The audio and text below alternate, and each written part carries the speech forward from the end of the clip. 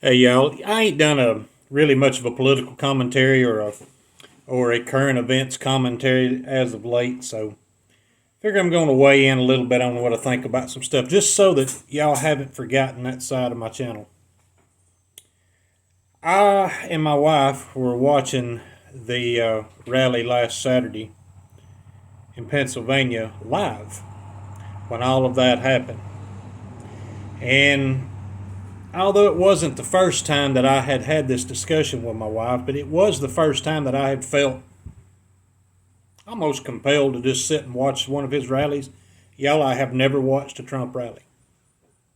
So it's kind of different. And I started talking to my wife about something that was on my mind. I said, with the way the political atmosphere is right now and all the rhetoric, this is moments before this happened. I said, they have the other side, the left, has almost made it they've made it a moral imperative to stop Trump at all costs. And I said, before you discount that and don't really think about what that means, I said, they have dehumanized the man. They've demonized him, literally. You know, multiple images, in existence of him, made up to look like Hitler. Let me like this.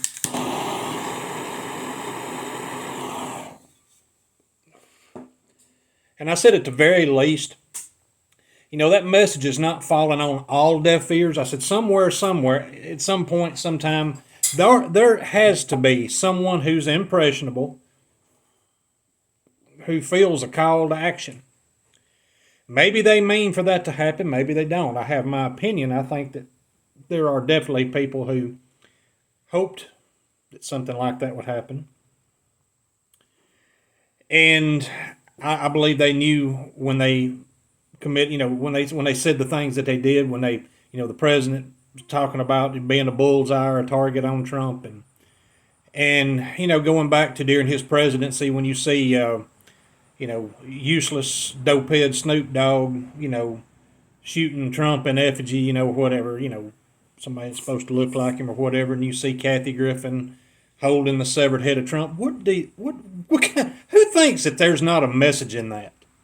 Anyway, my point is that I don't believe that there is, and I've said this in videos past. I think that it wouldn't be too hard to find some of the videos I've said about things like a fight's coming, and I think it's inevitable. Y'all, there's no middle ground, and it's sad, but it's true. There is no middle ground between Republicans, Democrat, left and right, whatever. And the reason is one side, I believe, as far as the grassroots, the main voter, the people who really are the ones that the Republican Party can count on, and the ones the Democrat Party can count on. Republicans are the people who vote the way that I do. We don't agree on everything either, by the way. I've seen I've seen y'all's flank a few times, and I've seen y'all be ridiculous and sycophants and toting bathwater and this, that, and the other of people in the past. So I'm not 100% walking lockstep with any party, by the way, and I've never voted anything but Republican. So whatever that makes me is what it makes me. But the for the most part, the difference is, I think, and it goes back hundreds of years. It probably goes back to, for the most part, where we came from before, when we colonized this continent. There was a difference in people then.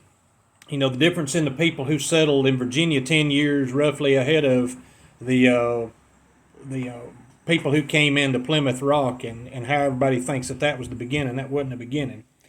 You had, for the most part, people who were motivated to do the best they could. They believed that the greatest improvement that man could make in his society or in his civilization began with himself, and she accepted that those things didn't happen overnight and not by decree. They were things that were, probably slower to realize, and they came from more of an individual level as far as I can tell. And they believe probably like I do, and that is live and let live. Just don't endanger anybody, and don't tyrannize people. Well, the other side of that are people with whom we have nothing in common, with whom I have nothing in common. There is such a fundamental disconnect at the very core of our principles. I'm talking about people who think that it's okay to sexualize children, to expose them to all sorts of perverted ideology, and perverted can be sexual perversion, it could just be moral perversion. And they think that it's just fine. They want to fundamentally transform America. To fundamentally transform something means you have to break down, you have to destroy, do away with what is the current structure. I don't know about y'all, but I didn't want, when Obama come in and started uttering those words, I didn't want to be fundamentally transformed to anything that Marxist had, in his mind. And I sure don't want to be, fundamentally transformed into what the left's trying to transform us into today. They're on so many different levels, from, our moral character to, our standing in the world, our independence, our security. The left's policies are absolutely insane. It's almost to me like, how can people who are able to get up in the morning, put on their own clothes, and go about whatever their day looks like, how are they so incapable of logic that they cannot see the fallacy of their own ideology? And then when you stop and think about it, and I'm going to sound kind of preachy to y'all, and I'm not the right person to be a witness, and that's my own personal failing. I've always known, even though I have a hard time walking that there line, I've always known where the line is and that it exists. So, in my estimation, the reason that this seems so far gone is because not only has this struggle been going on for as long as Europeans have been colonizing and living on this continent, but I believe it's been going on long before that. I believe it's been going on long back into the book of Genesis. That's right, I'm saying that it's a war between good and evil. And y'all, I do not want to see bloodshed. I don't want to see anyone victimized. You may recall I come up with this little meaningless, hollow little mantra, and that is victimize no one and be no one's victim. And I really mean that. Live and let live if you can. Can't always do that, but I hope we can. And I'd like to take this moment to say that I will never seek out trouble. Not only will I never go toward a situation that I shouldn't be in, a dishonorable situation, a criminal situation, I will go way out of my way to avoid that. So don't expect to see me showing up, and don't, you on the left, if you watch this, or any of you alphabet agencies watching this, don't take this as any kind of threat, because it is actually right the opposite. I would like to see peaceful solutions to everything. I don't believe that's possible. I do believe that civil war is inevitable, though I hope and pray that it doesn't happen in my lifetime or my children's or grandchildren's lifetime. Not that I care less about the ones that are yet unborn, beyond my grandchildren, but I don't want to see it. And anyone who thinks that a civil war would be a great thing, and they've been playing too many first-person shooter games, and they don't understand what real-life violence is about. They don't understand just how brutal and unforgiving nature is when it takes root and civilization goes out the window. And these people who have been fighting against the very foundation of Western civilization and what separates us from barbarians, they are causing this. And it's sad. Got a boy going in the Navy, August 19th, excuse me. I don't know if it's a good time or a bad time, but got things like that on my mind, not the first child that we've had in the military, but he's our baby. So this is there's many feelings that are at work there, with the youngest leaving and potentially putting himself into harm's way. But y'all, we're all in harm's way to some degree, and I have a feeling it's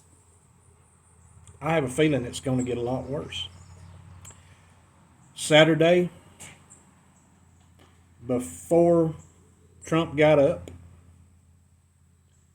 I announced to the entire House that we would be in civil war before morning if he was killed.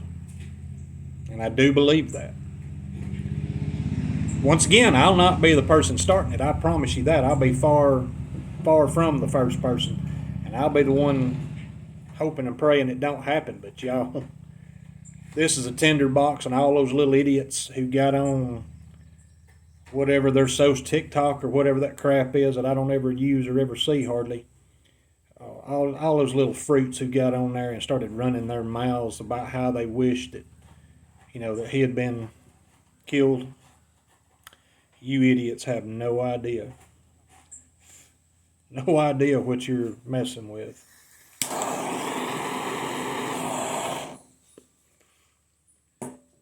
Sad.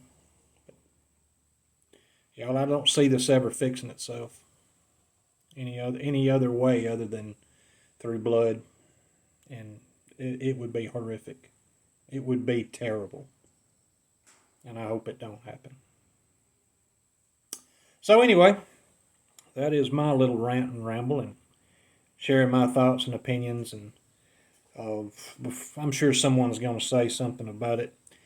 I don't believe everything that I'm told by the news media. As a matter of fact, I don't believe hardly any of it.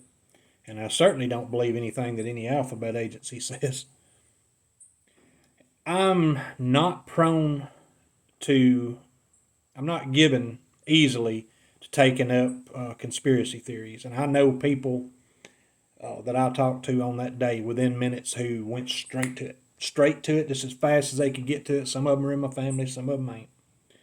Went to it just as fast as they can. Well, I held back on that, and I'm still not too sure what I think. I do think that there are definitely conspiracies in this world that are beyond theory. I believe they're conspiracy facts.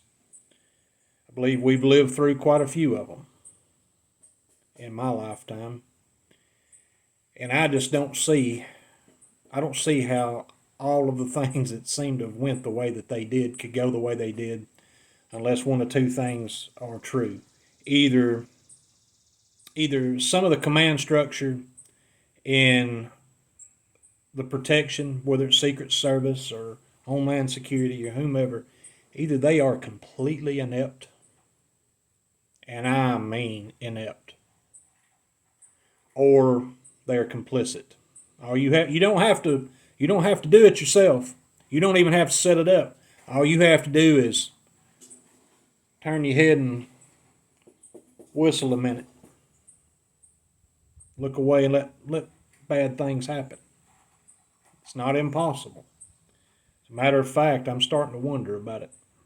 So I believe there needs to be a whole lot of questions answered a lot quicker than they are being answered, and it's unfortunate, and it's possibly criminal that it's not being answered faster. Because once again, we're living in a tinderbox, and I would like to see it cool down a lot. Y'all, that's my thoughts, my feelings on the issue.